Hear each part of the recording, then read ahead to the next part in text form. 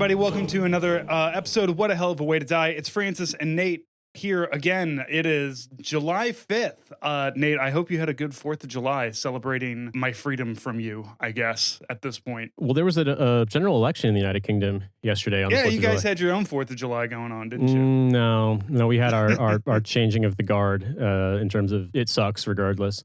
Right. But there was an election, so there you have it. Yeah, it's a lot of good, a lot of bad, much like any election, much like England in general, it seems. There were some good things. I'm not going to pretend there weren't. Like, there aren't as many far-right MPs getting elected as they originally thought in terms of, like, this new far-right party. You did get Nigel Farage. Nigel Farage. Yeah, Nigel Farage is finally an MP. After years of never being an MP, but being an EU Parliament MP and just being a big pain in the ass, he's actually an MP now. I don't know what constituency, but I'm sure they suck too. But a couple of horrible ghouls from Labour lost their seats. Some Green Party MPs won in places. Like, there were some challenges, but the Labour Party is now taken over by basically like dumber Tony Blair part 2.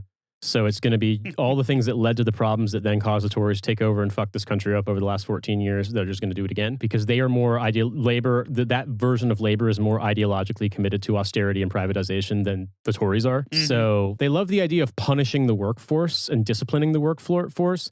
So they also love taking away things they think are too nice for working people or too indulgent. So the Tories never gave a fuck about stuff like flavored vapes. I'm sure Labour is going to ban them very soon, just because that's the kind of thing they'd be like, we're just going to do this right away. Like, no one's necessarily asking for it, but they're going to do it anyway. Right, but it's something simple and it sounds good. Like, yes, we're saving the children and like etc. And really anybody between the ages of 17 and probably 52 are just like, Don't take away the thing that's slightly better than cigarettes. Bear in mind that it's a different vibe than America, because America, it's like save the children because children are our property and we want them to fetch a high price on the auction block because everything about America is governed by slavery. And Britain, it's more like we fucking hate our children because everything about Britain is like bullying and hazing and knowing your place. So I don't necessarily think that there's as much of an outcry about children being attracted to vaping because of flavored vapes. I genuinely think that it's more sort of like there's the annoyance of people throwing disposable vapes on the ground and they are bad for the environment. There's that. But I think more than anything else, it's just more of like that's too nice and I don't like it. You know, you should have a burnt toast flavored vape at best. Like, it should be unpleasant because life should be unpleasant. Beans and toast vape. Yeah, appeals to like, what about the children, that kind of thing. They do exist here, but they don't land anywhere near as strongly or convincingly as they do with Americans. To be honest with you. Well, Nate, I wanted to do this episode with you a little bit different than our normal dad chat. This might be a bonus episode for us as well. I've been talking about moving, right? Yeah. On the show. I've been talking about moving to Illinois. I've been talking about moving to Ferguson, Missouri. Our latest thing is we've been looking at building our own house. Right on. Because every new build sucks all kinds of ass. Yep.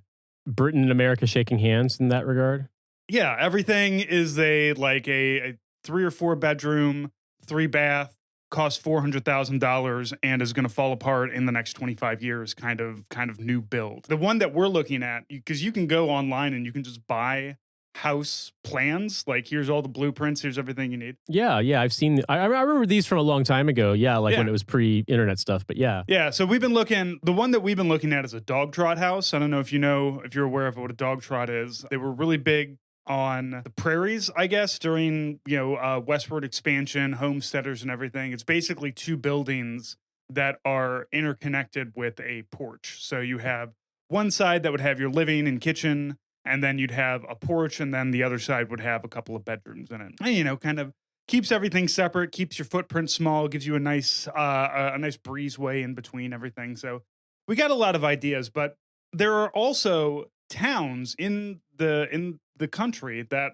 will pay you money, give you hard dollars for moving to those towns. And the website that I'm looking at, makemymove.com, has a lot of different places that you can go. About 75 different towns that are that have something out for it, and about half of them are in Indiana. So I wanted to get you on, being my Indiana expert, and talk about some of these places. See if any of them would be nice communities to move to. We could talk about also the incentives that they give you, because it's not just money. It's they'll give you all kinds of different bonus incentives to go and live in Indiana. Now, none of these are ever Indianapolis. I don't know what other big towns there are in Indiana that one could move to, but there are lots of small towns. And I think that we can explore some of these and get a good idea of the landscape of Indiana that one could go live in. Okay. So how long has it been since since you've lived in Indiana? I left Indiana in 2007 when I graduated school because I commissioned in the Army. And so other than staying with my parents, I haven't really been back much, but I haven't lived like it was my address, like it was my home since 2007. So 17 years. Okay. So 17 years, but I don't think that Indiana changes much. Most Midwestern states don't. So a couple of places here. So this one, we have 3 options in the Elkhart South Bend region of Indiana. Now that's kind of north. That's right? north, yeah. Okay. Contrary to the name, South Bend is north, yeah. Right. South Bend is north. It's about an hour and a half away from Chicago. So you have a somewhat of a commuting distance, but I mean it's to Chicago. It's not commuting to Chicago distance, but it's in what Elkhart, if I remember correctly, would technically be considered within the sort of greater Chicago region, or the region as they call it. Whereas I don't know about South Bend. I don't think so, but let me take a look. Let's bring it up really fast. Yeah, because Elkhart is... Oh, actually, I take that back. South Bend is actually closer, technically speaking, but they're still far. They're too far to be considered in the Chicagoland region. Elkhart and South Bend are actually right on the Michigan border. So they're on the other side. I was thinking of stuff around like Portage, Valparaiso, Hammond, stuff like that, which is definitely right nearer to Chicago. Okay. It's not close at all to Chicago, frankly. But in terms of like practical getting there, it's obviously they're closer than Indianapolis, though. Mm-hmm. So let's talk about Culver, Indiana. Oh, I know Culver. Yeah, because there's Culver Military Academy. I've been there. Yeah, I had friends who went there, and also there was a cross country. What's it called? Like a big sectional meet at Culver. Okay, so Culver is offering $5,000 in cash. Okay. To move, and usually these have a kind of stipulation: you have to be buying something, or you have to be building a house there, and you have to stay, resident for a little bit, for an extended period of time. But so we get $5,000 cash, a Culver welcome basket, which I don't know. It just goes to their website. It doesn't tell you what the Culver welcome basket is. Now, I will say, unfortunately, because originally I thought this was all stuff for the restaurant Culver's, and I was kind of excited about it. No. It is not. It is actually just a place named Culver. It is not the Butterburger Midwest restaurant. We get 2 guest passes to the Culver Youth Club auction with a board member. One thing I notice about a lot of these is that they offer you, one of the incentives is like lunch or coffee with a member of the local political class for some reason, either a board member or a local alder or something like that, where you can move and then I guess immediately grab the ear of a politician and start making some changes, which I feel like in Indiana you can probably do for pretty cheap, but also like if you have politics like us, it's a real Sisyphean task, trying to push something uphill here, push decent politics uphill. Yeah, I mean that part of Indiana is more industrial-ish. I mean Culver's not, but stuff around there. I remember there was a lot of stuff in the 2016 election about places that were extremely pro-Trump, but it wasn't the sort of NAFTA destroyed our economy kind of thing. They were actually doing very, very well economically. South Bend was one of them, but it was one of those things. South Bend, Fort Wayne. I don't know it may have even been around these areas, but that area, as much as a lot of southern Michigan in general is more industrial, whereas central Indiana kind of used to be, but is less so. Mm-hmm. And southern Indiana's lost a lot of it. I mean, southern Indiana was more extraction stuff like granite, and just there was some small stuff left over. Indiana was actually a gas producing state, but then the gas ran out. But yeah, so I don't know about politically what those places are like. I mean, obviously, South Bend elected Mayor Pete Buttigieg, and South Bend has the University of Notre Dame, but I wouldn't necessarily know what meeting with the political class of Culver would be like, or what is that, Washington Township, I think it is. Mm-hmm. There is Lake Maxinkuckee is there, it's like a decently sized lake, because I remember running along it as part of the cross-country meet in Culver, or at least seeing the lake. There actually was, out of curiosity, I was like, am I saying it right? Because I couldn't remember. And I found a excerpt of Kurt Vonnegut writing about being a child and spending time at Lake Maxinkuckee, which is interesting to me, because the article is apparently called Fate's Worse Than Death. Yeah, so yeah, exactly. I mean, it's funny. He's interesting. He what is it he said? He once said that he used Hoosier as an example of a sort of like fake demonym, like a term that's like meant to be a term of endearment, like a thing that people invent, but like it's an invented title for themselves and it's not organic, which isn't actually true, I don't think, because people were called Hoosiers. People who settled Indiana when it was the Northwest Territory were called Hoosiers even in like the 1820s. There's this absolutely execrable, fucking awful, god shit, terrible poem called The Hoosier's Nest. The Hoosier's Nest. Jesus Christ. Vonnegut would have loved St. Louis because we hate that word. Yeah, I know. Well, I'm sure Kurt Vonnegut wrote about St. Louis. He didn't hate Indiana, but he left Indiana obviously because he kind of had to for both being drafted and then also like his literary career. But he did have a quote. You know what it is? Let me look it up because I feel like I know kind of the broad strokes of it, but I don't want to quote it wrong. Okay, there it is. Yeah, all right. I don't know what it is about Hoosiers, but wherever you go, there is always a Hoosier doing something important there. Apparently, if you record in a basement podcast studio in London, this is correct. There's a Hoosier recording a podcast. It's kind of like how there's always an Irishman somewhere, like wherever there's a war, there's an Irishman. Wherever there's a war, there's an Irish guy on any side of the war. Yeah, on both sides probably. Of course, there's like Irish guy who's in the U.S. Army, and you're like, oh, you totally do not have legal residency in the U.S. How on earth did you get in? And she's sort of like, I just finessed it. I just charmed my way in. And then it's like, oh, and there's also Irish guy in ISIS somehow. Right, Irish ISIS, and there's always an Irish executioner for some reason too, who's just playing both sides. Mm-hmm. So what else we'll get here in Culver is a free membership to the Culver Historical Society and access to its annual fundraising concert. The Historical Society seems to be mostly surrounded by horsemanship and military. So you mentioned that there's a military academy. There is a military academy in Culver, yeah. What is the military academy there? Well, it's a private school for, I think. So is it like a VSP? What's that? The Veteran Service? No, like West Point is done by the military, but then there's those like the Virginia one is. Culver is like VMI or what's it called, the Citadel, where like that's what I'm thinking. It has a military affiliation in the sense that like they're gonna have cadre and faculty who are military. I believe it's not a college program though. It's a high school. I believe it's a middle school and high school. I don't think it goes any younger than middle school, but I'm not sure. I remember I had friends who went there who were in a foreign language program that I did over the summer one year. And then I encountered some of them when I was, there for the cross country meet as well. But I also had a kid that I used to mow pastures for his family. And I think he went to school in Westfield or Noblesville in Hamilton County and then I think he wanted to go to Culver. I think he wanted to go A, because he wanted to do a military school. He was into it, but B, also because his parents raised and sold horses, and he learned how to ride horses like from a young age. And so like I think he could play polo at Culver, if I remember correctly. But anyway, like it's a thing. It's like Culver's a town it's very small, but it's very much a sort of like Indiana small town, but it's got the academy there as a thing, and it's a pretty nice, like kind of pretty area. Like weirdly, that part of northern Indiana I spent time because like bands that I used to be into would tour in strange places in small towns in Indiana. And so it was easier to drive there than fucking drive to Chicago, which was the normal route to see a band I wanted to see. So yeah, I mean, fine. If you want to move to Culver, I don't know how good of the internet they're going to have. And it's looking on the map. I mean, I'm not seeing much in the way of stuff beyond like the basics. I mean, they do have, on this, they also do have internet speed ratings. So 500 or 5,000 megabits per second. Not great, but I could work from home. I could podcast. Wait, 5,000 megabits per second? So 5 gigabit? Yeah. I mean, that's not bad. Is that right?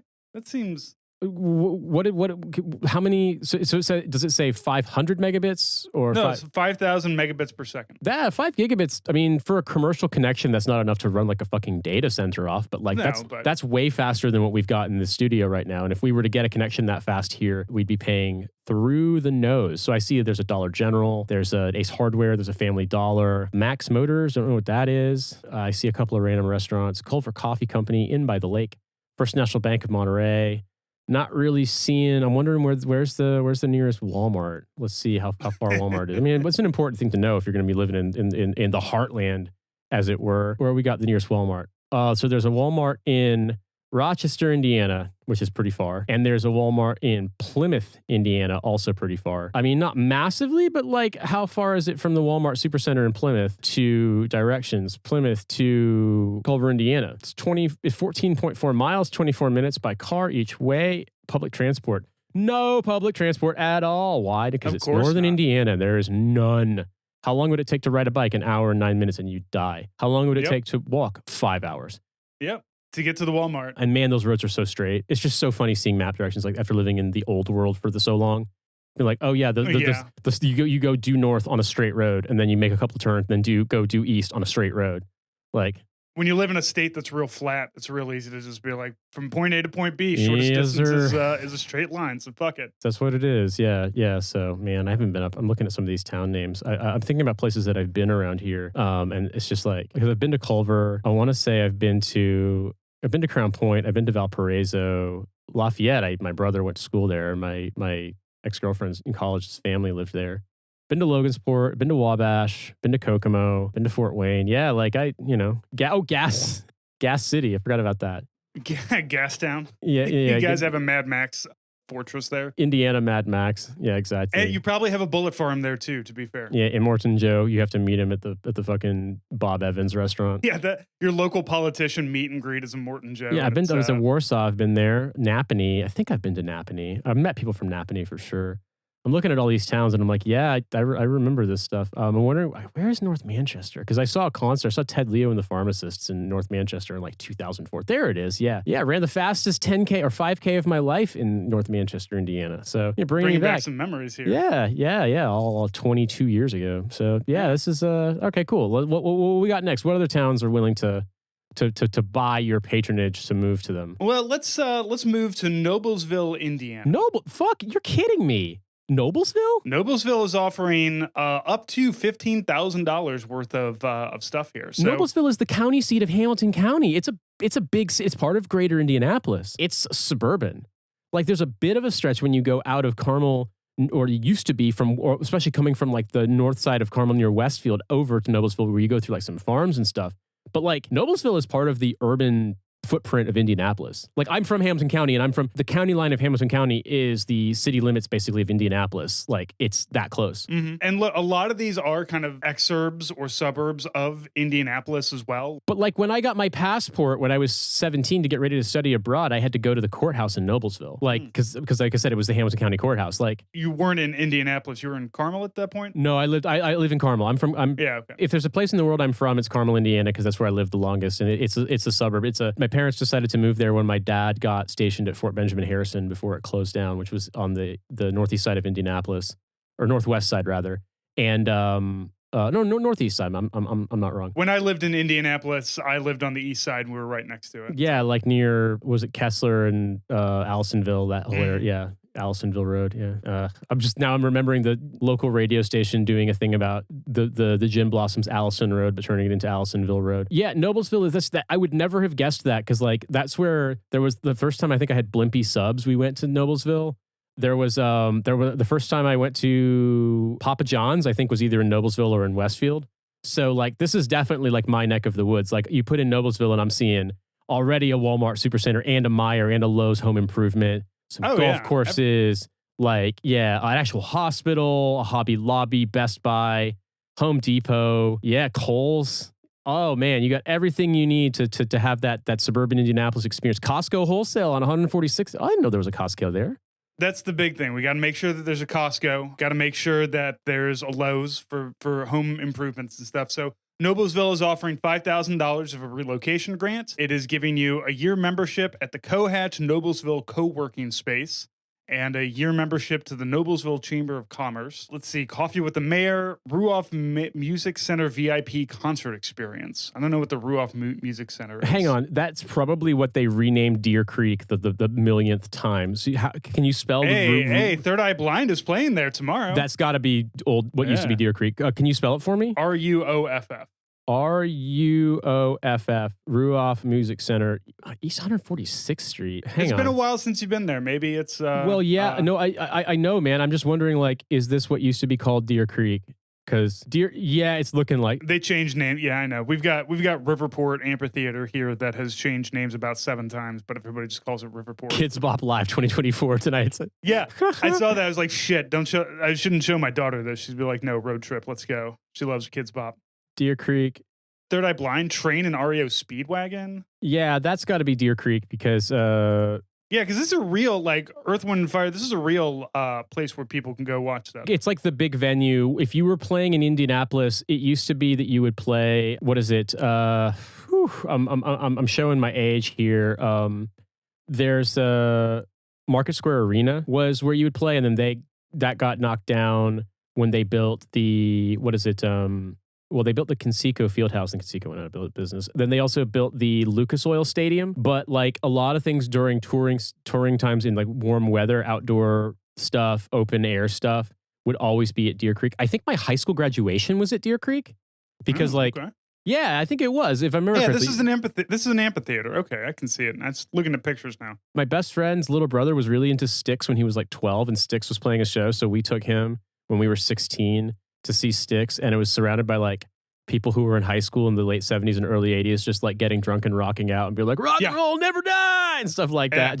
Yeah. That was me at 20 years old going to a Journey concert. Yeah. And being surrounded by people in their mid to late 30s. I took him to see, he had this band he really loved that I won't name them because who knows, you don't want to be a mean person, but I didn't like them at all, but I think they were playing with Lollapalooza, like on Lollapalooza tour or something, and so I actually took him to and hung around and got him the chance to meet them and stuff. So, you know, I've spent a lot of time in Deer Creek.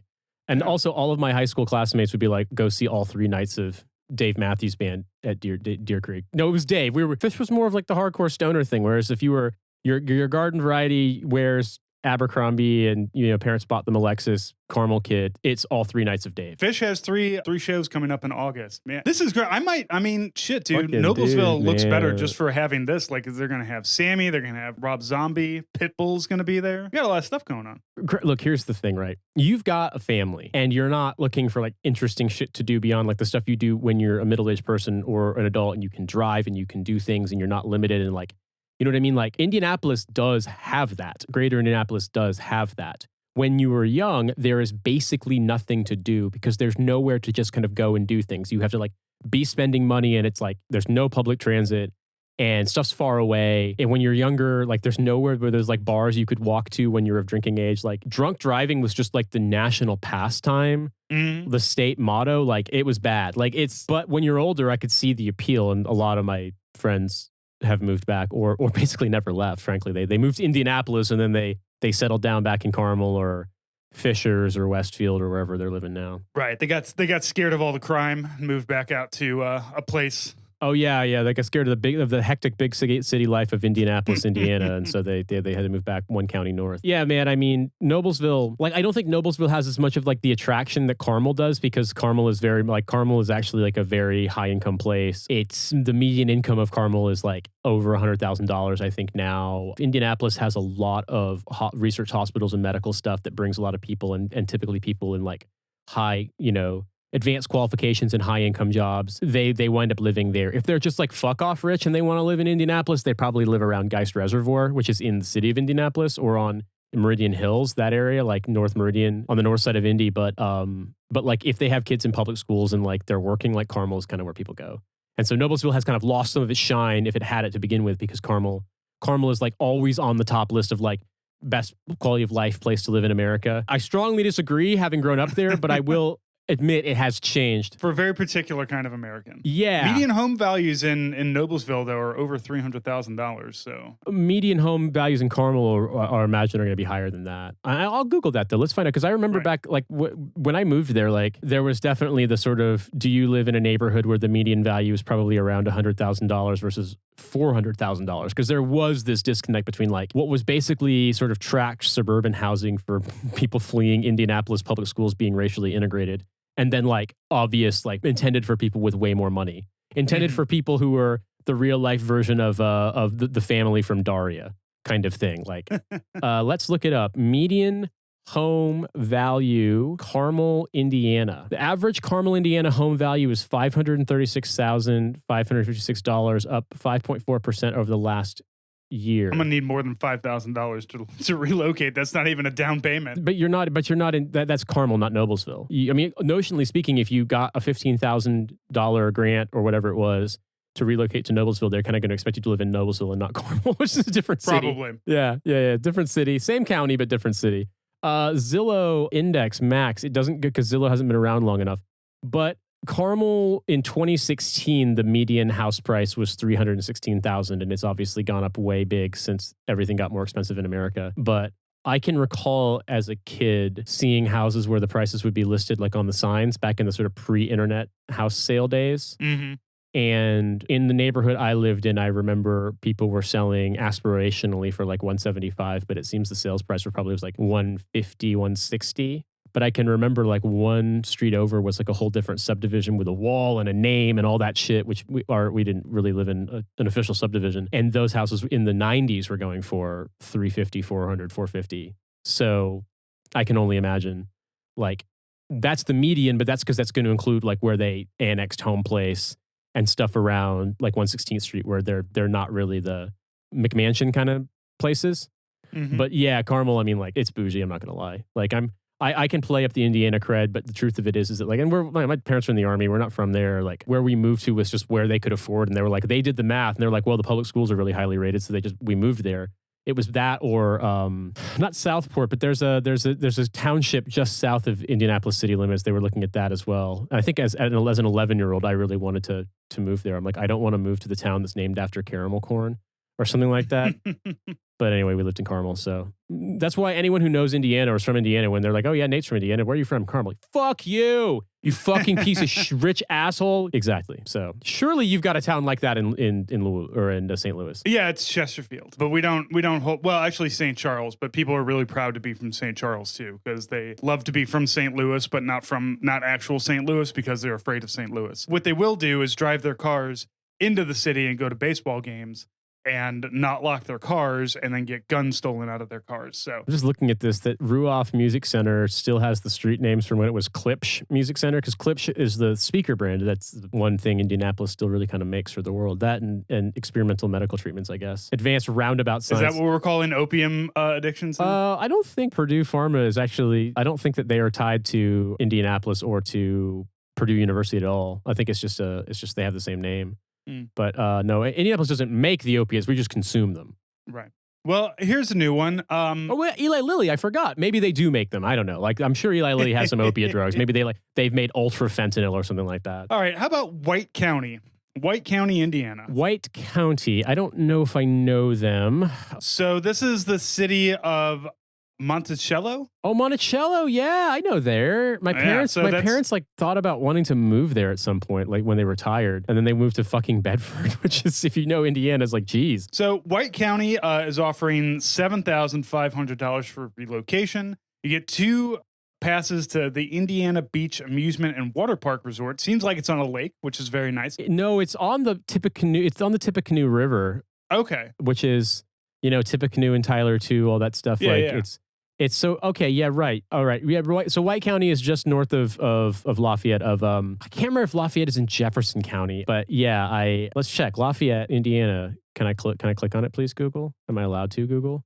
Can you unclick this map, Google? You know what? White County has a drive-in theater, which is nice. We have one here really? Too. It's drive-in theaters. If you've got one nearby, they're phenomenal. Oh no, it's Tippecanoe. It's Tippecanoe County. I tripped myself up getting too clever with it. No, it's in Tippecanoe County. But yeah, so White County is one north of it. I do wonder if perhaps the name is not just a passing coincidence, because Indiana, like towns like Whitesville and Whitestown, like it's not a coincidence. They were formed to be exactly what the name says. What the name sounds like. Yeah, they just haven't gotten around. But county lines are a different thing, because it's one of those things where like the state was, I think it was like in 1826 was when it was 1824 was brought into the Union. I can't remember. But I found Indiana Beach. It's on it's on Lake Schaefer, but it looks like it's just kind of like a calm spot of the Tippecanoe River. There's also Norway, Indiana, right next to it. Norway, Indiana. North Francis Street, crossing the Tippecanoe River. Look at that. Named after you. We have Cuba and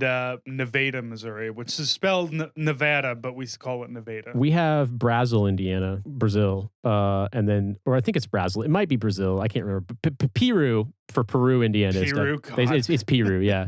That one I know. White County offers beer with the mayor. Cool. The mayor is a cool guy. He looks, what's the senator the tall, lanky, bald-headed one that looks like the gravekeeper? Rick Scott?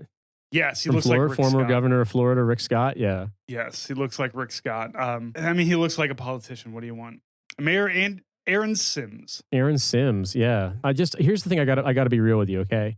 I'm Okay. dropping Street View onto these things and looking in towns like Monticello, and I can't remember if it's Monticello or Monticello. Like it's oftentimes like it's not pronounced the way you think. It's like the town is how the town mispronounces the foreign word it's based on is like a shibboleth to tell people that you're not from there and they can be mean to you. But okay, it kind of yeah. I mean, it's no Terre Haute, I'll tell you that much. We'll get to Terre Haute, don't worry. Looking at it, I'll be real, man. Like, yeah, when I look at some of the things like the state roads and places around here, the main streets and stuff, I get this feeling that's like it's not nostalgia and it's not homesickness, but it's a profound sense of recognition. But it's like recognition mixed with just a tidbit of despair, if you know what I mean. Because like I'd like to be from a place that doesn't suck, but this is where I'm from, and so like all this stuff is so incredibly familiar. You know what I mean? Like not just that I've been on these roads, many of them I have been, but it's also just like it just has that feel, that look, everything about it. Like I remember what it's like. And God, Monticello is not near fucking anything. No, it's in the middle of nowhere. I mean, it's Chicago, Fort Wayne, and Indianapolis are all the same amount of like hour and a half drive away. No, I mean, because being from there, I know what it's near, and it's near Lafayette. And Lafayette's not great, but Lafayette's at least more of a city than Kokomo. Because Kokomo is interesting. You see Kokomo on the map, and it looks like it would be the same size, like same big city as Lafayette. But having been through Kokomo before, like it's got the same sort of courthouse town square that Bloomington has and that Bedford has. And like last time I was there, like 75% of the shops in that town square area were like boarded up. I heard a rumor that Kokomo, Indiana is actually the song that the Beach Boys, the city that the Beach Boys were singing about in the Kokomo. Like it's supposed to be tongue in cheek about how like, oh, it sounds nice, but it's a shitty place. Yeah. Why would you want to go to Aruba or Jamaica when you could go to Kokomo, Indiana? Yeah. I don't think there's a Kokomo anywhere else.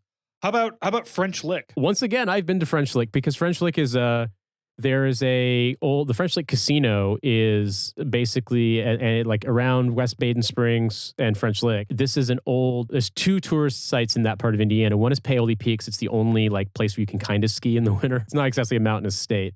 And French Lick has a sulfur hot springs. And so in the 1920s, they built this like big resort, like, you know, sort of Gilded Age / not quite Gilded Age, like Gas Age, Jazz Age resort hotel. And it's got this weird, if I remember correctly, yeah, I'm not wrong. So it has this old kind of like strange faded glory kind of vibe to it. But I'm going to see if I can find the exact one because I'm not joking when I say this. I believe that it was done. I mean, you got to look at the French Lick Casino on Google Maps because for all the pictures of slot machines and stuff, like some of these will give you a sense of the scale of this place. It is massive because in the sort of affordable tourist air travel or driving for that matter, and certainly in the pre-air conditioning era, these kinds of things were really popular as like vacation places. And so these things were built to accommodate huge numbers of people during tourist season. And so if you go on Indiana Avenue and you look at, or actually it's just north of that, basically the kind of like entry road to French Lick Casino, you'll see what I mean, that it has this very strange look to it of like domed roofs and stuff. And it looks like they may have remodeled it since the last time I was there was over 20 years ago. I mean, I don't think I could drive yet. I think I was in driver's training, but my brother had his driver's license. So this would have been like 2000. Oh my God. Is it a fake fucking riverboat? It's done in a Moorish revival style. So it kind of looks like a fucking mosque. Oh, I'm looking at something else. I'm looking at a fake riverboat casino. Maybe. I got to see if I can find pixels where we can see the entrance to it because it's just, there's this stuff. It just has this bizarre. Okay, I see. Oh my God, yeah. The French Lick Springs Hotel is an example of this too. Like they're huge. They're fucking massive because they were built, in the era when like lots of people would come, from all around the region as just like a holiday place, like in the summertime and so on and so forth. Or in the winter, they had the hot springs and baths and stuff. It's also in kind of like a hilly. It's not mountainous at all, but it's like hills and draws and creeks and stuff nonstop. Like Southern Indiana is really like that. It's bizarre. It's called the dude. West Baden Dome. Is it the West Baden Dome? Let me see. Was it West Baden Springs is the really big one? There's so many of these hotels down there. I can't remember which one I stayed in. The French Lick Casino / West Baden Dome is what I'm looking at. And I think that's what we're discussing here, where it's got like you could repel siege towers from this fucking thing. Oh, well, it's West Baden. Okay, West Baden Springs Hotel is the one where it genuinely looks like a mosque. It's so strange. Also, there's a pool where there's like a glass dome. And I swear to you, it's got like a like you can hear people's whispers kind of like reflecting sound vibe to it. And there's like theaters and stuff. Like I said, these were built on a scale that suited the demand at the time, but now it's like, what? The inside of this dome looks like that horrific prison architecture where you build a the panopticon. Yeah, where everything's in a circle and you just have a guard tower in the middle. Like it's just one big circle that you can stare into everybody's room. You can watch everybody fuck. The first thing that comes to mind for you is you're like, I saw all of the hot springs, 1920s opulent hotels of Southern Indiana, and all I could think of was Michel Foucault's Panopticon. Yeah. I mean, fair enough. What was I going to say? It's odd. It's a... French Lick also, so looking at this, it's got a bunch of photos, a lot of the West Baden Hotel, but also it says, stay in your car. French Lick offers a full service gas station where you'll be greeted with a smile from Steve. And they have a man who is wearing a U.S. Army hat and looks like he probably fought in the Korean War, ready to pump gas for you. Cool. Yeah, I love it. Yeah, America's going great, isn't it? Dude, that's so funny. Service with a smile. Hey, it keeps him active. All these towns that are offering these things, I would have expected them to be like a lot of these really like smaller kind of, not necessarily like tiny towns, but like not like Buda, Indiana or Ulitic, Indiana, or places I used to see on the drive down to Bloomington or Bedford, but like smaller than this. I wouldn't have expected them to be all on these lists of like every single one of them like I've been to basically. Santa Claus, Indiana is not too far from here. I've told you about the Santa Claus, Indiana, was it a Holiday World? The Christmas theme. We passed by that going to Louisville. That's down in Holiday World and Splashin' Safari in Santa Claus, Indiana. Yes, sir. I have never been there, but I actually knew somebody from Santa Claus. So that's when you're getting very close to the Ohio River, to the border with Kentucky. And it just starts to seem like Kentucky. Oh, and I forgot that there's an Africa, Indiana. Here's one that's a little bit surprising to me. Bloomington, Indiana is on this list. Bloomington. Yeah, $8,000 to move to Bloomington. Bloomington's a big city, right? Like, is it in a college town? It's a college town. When school's in session, it probably gets up to about 100. I'm spitballing here, but I think it's probably about 70-ish thousand people normally. And then when school's in session, it gets above 100,000 because it's Yeah, population is 80,000. 80. Okay, yeah. So it's grown since I left, but that was the last place I lived in Indiana before I left, because that's where I went to school, and then I commissioned and packed up all my stuff and got out. So, yeah. So Bloomington is offering not just money, $8,000, 3-year full-time membership to the Mill, an iconic co-working place. A lot of these places have co-working spaces that they're offering to. Well, it sounds like they're trying to get you to move your business to Bloomington. Yeah. Oh, absolutely. Yeah. This is really for remote workers. This is for people like me who can work anywhere. I can do this job. I podcast and I work from home from my regular job, and I mail shit. Like, I can do all of that stuff from any place in the United States. So that's what a lot of this incentive is to do, is like uproot yourself and move somewhere cheaper. Why not do it from looking over, if you follow 4546 out of Bloomington on the east side to where it becomes State Road 46, and then you bring it up to Nashville, Indiana, and get on 136. And as you're going, you will find a junction road where 135 and 135/46 meet. And it is Gnawbone, Indiana, GNAWBONE, which, if I remember correctly, was the folk story is that it was originally supposed to be Narbonne, Indiana, but that's a foreign French word, so now it's Gnawbone. I've been out to Gnawbone before because there was like some camp thing that we did like an event at once where like people rented space, and I was having to ferry people back and forth. So I know that area very well. Man, I never want to live back there. I never want to live there ever again, dude. I fucking have so many. Not even bad memories, but just like this feeling of like, why I can't. There's this wide world out there, and where am I? I'm in fucking Southern Indiana. Like, yeah, and for somebody like me in my 40s, definitely the idea of I want to go live an adventurous lifestyle is not necessarily there anymore. So I can understand. I would never move to Indiana again, though. Like I told my wife that Indiana we have aging parents too, so we don't want to leave the general area. But if parents weren't around and we could go anywhere, certainly Indiana would not be it. I'd probably go up to Minneapolis, but I mean, that's the thing for me, right? If we had to move back to America, like we would move to Minneapolis, because my parents live there now, but that was actually on our list before my parents moved there, because we definitely weren't going to move back to Indiana. No. Like we basically said, looking at like what made sense money wise based on where we'd lived in the past and the way things were going in America, and we saw basically Chicago or Minneapolis is the only options. And I think Minneapolis is a better choice. I like Chicago a lot, though. I really do. I really, really do. But Chicago's a beautiful, like St. Louis and Chicago has kind of a rivalry, but like it's mostly just baseball. Chicago is a phenomenal city. I love Chicago. If I could afford it, I would live in Chicago. It didn't used to be as insanely expensive as it is now, but Chicago also has the problems that like it's got the big city stuff, but then also like CTA is not really reliable, like less reliable than other bad American transit things. And so it's like, it's just a challenge. It's living there is hard, to put it that way. And Minneapolis it's a smaller city for sure, but like I don't know, I've really enjoyed the time I spent there. Yeah, you know, again, as long as I got a Costco, I'm good to go. If you are advanced enough of a city to have a Costco and a Target, I can live there pretty easily. Bloomington seems all right though. Concierge access to entrepreneurial programming and resources, tickets to the Constellation stage and screen. What is that? I don't know. The Constellation stage and screen, that might be a new thing that didn't exist when I lived there. Movie camp for teens. All right, so it's kind of a movie play, like an art hole. Excuse me. This is more of an art school, it seems. It sounded like you almost said art hole. I did. I almost said art hole. Go into the art hole.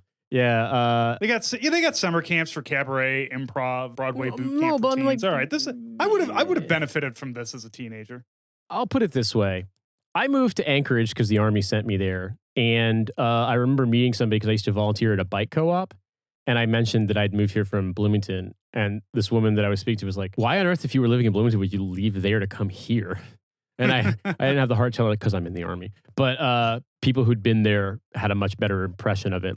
But for me, it's like, I don't know. Look, it's a place where I really grew up a lot. But having lived there from 18 to 22 and all of the kind of changes that happen in your life and the events that take place in that time, and it's a pretty small city, I just don't have any desire to move back to that state, much less that town. You know what I mean? Mm-hmm.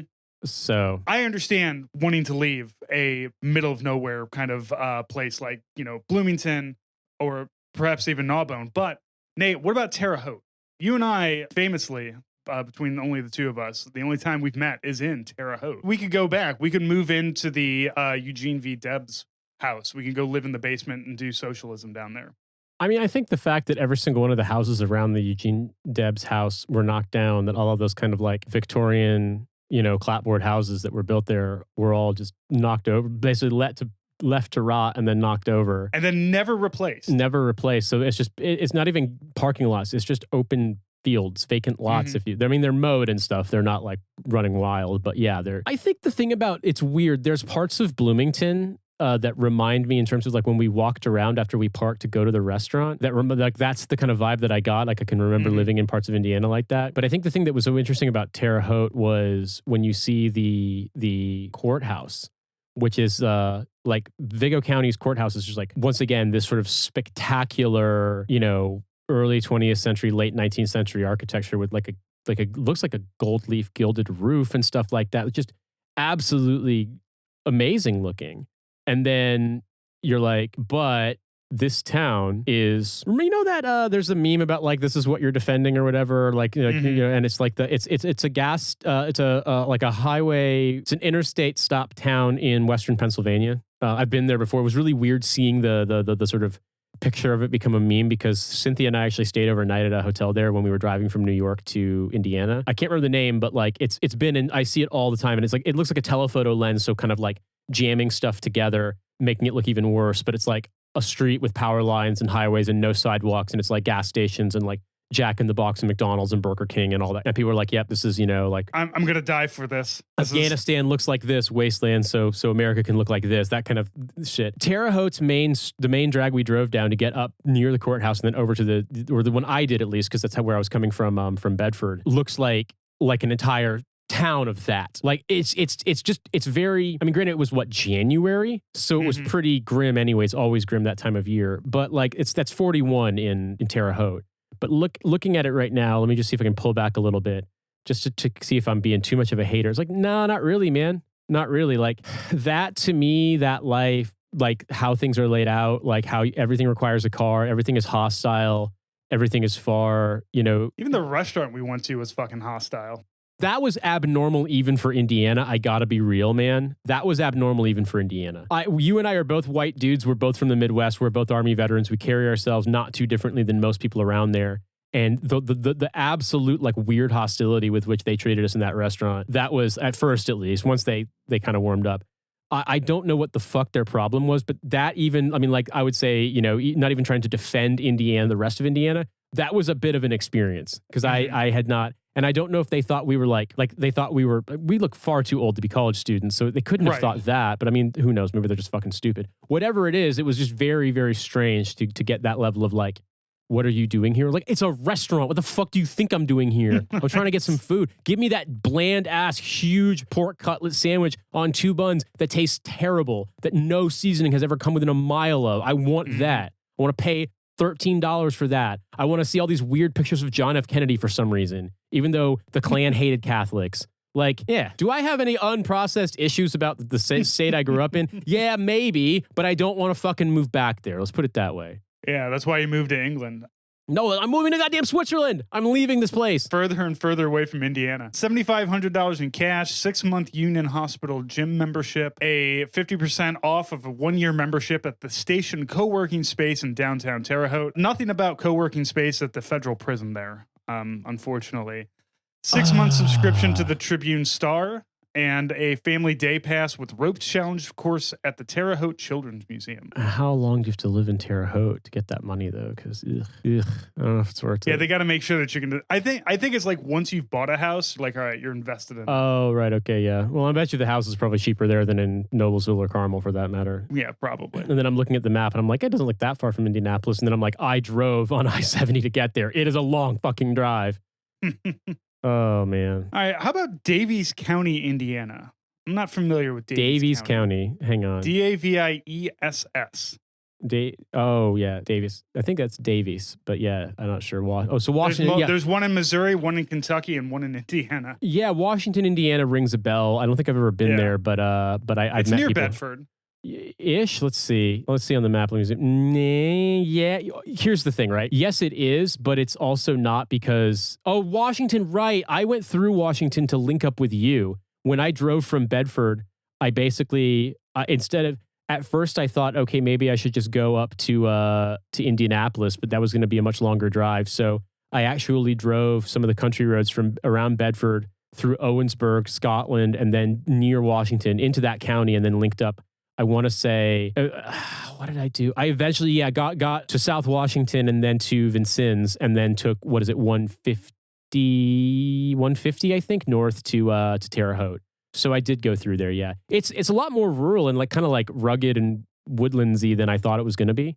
Like, it kind of reminded me a little, not as mountainous, don't get me wrong, but a little of like Western North Carolina, more so than I was expecting. Because Bedford, to be honest with you, having lived in Bloomington, which is one county over, like Bedford and Bloomington felt kind of identical. But as you get down towards Evansville and that part, like near the Kentucky border, it is actually pretty hilly out there. So Daviess County, one, they're recruiting nurses, but they also are offering $5,000 annual pass to the Indiana Department of Natural Resources State Parks. I remember Indiana having some really nice state parks. It does. It's got some nice like national forests and parks and stuff. And Southern Indiana has a lot of them. And there's a lot of like, if you love hills and draws and creeks, you will be in fucking heaven because there's so many of them down there. If you love to point at a to point at a hill and then point at your fist at a specific place.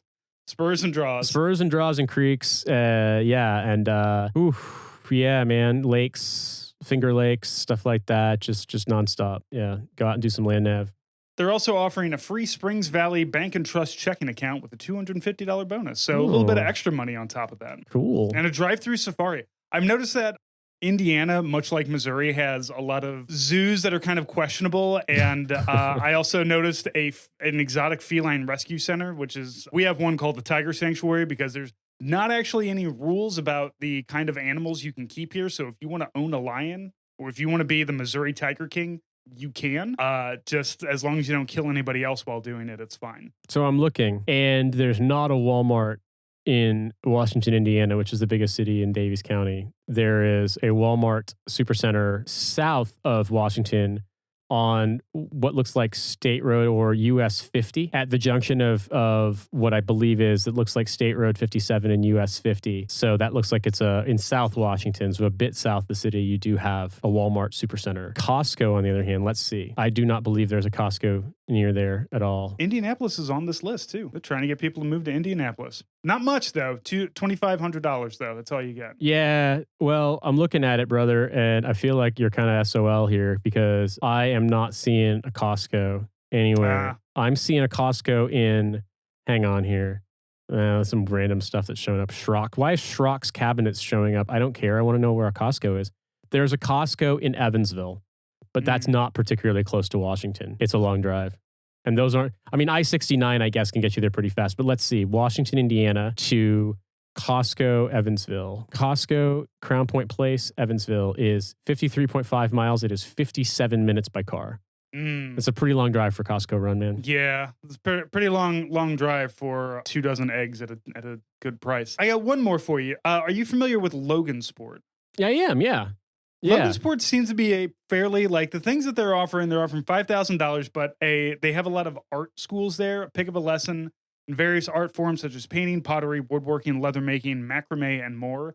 And they have a beer school there at the Science Project Brewing Company. I'm pretty sure my dad, before he kind of became incapacitated from having Parkinson's, he did some woodworking classes in Logansport. So once again, we're back to not far from what I was describing previously, like near Monticello, near not too far from the mission. Well, actually, this is more like north central Indiana. This is north of Indianapolis, north of Lafayette, but not quite into what you'd call northern Indiana in the sense of like South Bend and the stuff on the Michigan border, and then up into what the region or whatever. And of course, Gary, the oft maligned Gary, Indiana, one of the few cities in Indiana with Lake Michigan frontage, thus making Indiana actually technically a Great Lakes state, only by a little. But yeah, that area, Logansport, I'm familiar with it. I think because my dad mentioned having been there, but I don't know if I've been there. It's been a long time. I mean, like between cross country and swimming and track, I went to so many middle of nowhere Indiana towns in high school for away meets. So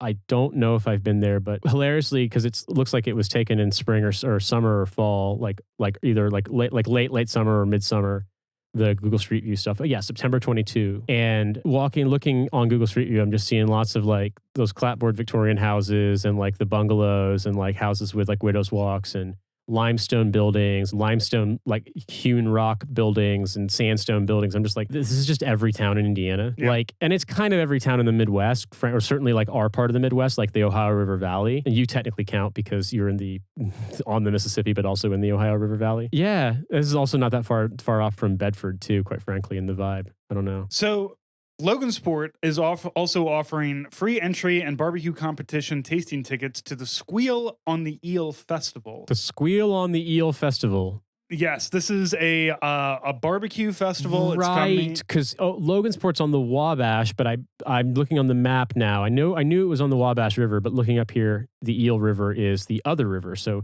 Logansport is kind of like a little junction of two rivers, like the Geneva of Indiana, like the what other junctions we get, like the Cairo, Illinois of not falling the fuck apart. They're gonna have a live performance by Saliva, the band. This is apparently kind of a heavy metal thing because they're also gonna have the Hype, which is 5 mini concerts. They're all cover bands, but they're doing Def Leppard, Motley Crue, Poison, Bon Jovi, and I can't read the other one because it's written in glam rock fonts. I'm just laughing because a friend of mine used to joke about how Americans love to make fun of British place names while being from a town called Stephen, Indiana. And as I was looking at Logansport and I zoomed out the map, I saw Kenneth, Indiana. And I was like, I'm just going to snap a photo of this and send it to them. Be like, owned again. I'm from Kenneth. From Kenneth, Indiana. From Pettysville. From Chile, Indiana. But not Chile like the country. Chile like the pepper. Yes. There's Chile, Indiana. We've got Kabul, Missouri, that is spelled and pronounced differently than Kabul, Afghanistan. Yeah, I think I've seen the spelling. It's Cabool, isn't it? Yeah, but in some places, like some of the older places, it's been a long time since I've been to Kabul, but there were some signs that did have it spelled Kabul. And they were like, yeah, we're sister cities with this city with the capital in Afghanistan. Like, do they know about that? I don't think that they know about that. I feel like the spelling of Kabul, Missouri reminds me of the lyrics of Bibbidi Bobbidi Boo from fucking Cinderella. Like, it just feels like 19th century racist somehow. Well, guess what? It's very much 19th century racist. I'm not surprised. Yeah. Nate, I appreciate you giving me some insight on these places in Indiana to move to. I'm not going to move to any of them, but I'm glad to have an expert. Maybe next time we'll have to do Missouri ones. I feel as though like the Hoosiers out there, the true Indiana heads, the tried and true residents, people still living there, or even worse, the ones who voluntarily relocated there, are probably like, why on earth is your expert a dude who left during the second Bush administration? Mm-hmm. But I mean, I do go back. I did until my parents left. Go back pretty regularly. So, I don't know, dude. I get this intense feeling of calm when I zoom Google Maps really far out and start scrolling over and then over across the ocean. And then over, and I'm like, yeah, I guess where I live, not there. Although I do live in England. Yeah. So, yeah, you live in a place where Upper and Lower Dicker Road exists, and they're in the wrong places, so. And there's a DIS, England, DIS, D-I-S-S. It's on the way to Norwich, yeah. Well, Nate, thank you so much. I don't know if we're going to release this as a regular or a bonus, but it has been great to have you help me out with this, because Lord knows I need to get the fuck out of St. Louis. But I think at best it's a lateral move to Indiana. Oh, I don't think you're moving up in the world if you go there. I think it's this quality of life thing. To be fair with you, in the most like brutal crunch the numbers terms to assess it, the only place out of all of theirs where I would that you listed that I'd say, yeah, you could probably make it work would be Noblesville, and that's just because it's in the greater Indianapolis area. Yeah. Quite frankly, like the closer to a real city that I'm going to get, the better it's going to be. But even that, I would rather live in the city, because usually exurban areas or the areas that are like the suburb areas outside of it are usually not great politically and also diversity wise. I feel I like my neighborhood now, where I've got Nigerians and Afghans and Hispanic people all over the places, in my small little neighborhood. I don't feel like I'm going to get that in, White County. No, I think White County does what it says on the tin in terms of, what's there. So, no, I agree with you. And well, thank you for making me have a dissociative episode whilst remembering all of these Indiana recollections. Opening up some old synapses in the brain, remembering some places where you were whipping shitties. A better time. Yeah. And it's like, stretch of state road where I probably gave myself permanent hearing loss playing at the drive-in's Relationship of Command as loud as I could play on a Dodge Neon's shitty stereo. Everybody, thank you so much for listening. Nate, thank you for taking the time out to join me again and talk about this. And everybody, we'll talk to you next week. Yep. Have a good one.